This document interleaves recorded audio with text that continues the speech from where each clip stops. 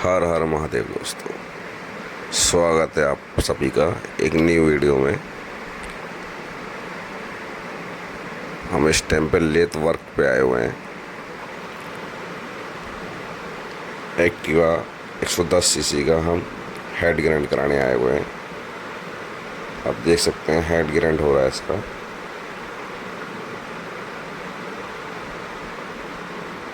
Head clean करके उसके बाद ये ग्राइंड होता है ताकि बालों से लीकेज ना रहे। ये बालों की लीकेज बंद करनी हमें बहुत ज़रूरी है दोस्तों।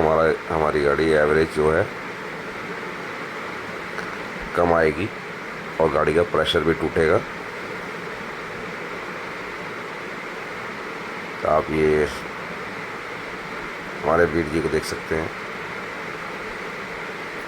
इस सिलेंडर का पैकिंग वगैरह क्लीन कर रहे हैं ताकि इसकी बोरिंग प्रॉपर तरीके से कर सकें, ताकि कहीं भी पैकिंग ना हो, आउटनेस ना हो मशीन में फिट करते टाइम।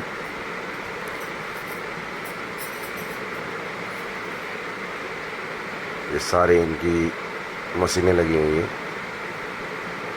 ये प्रेस मशीन लगी हुई है, देख सकते हैं आप लोग।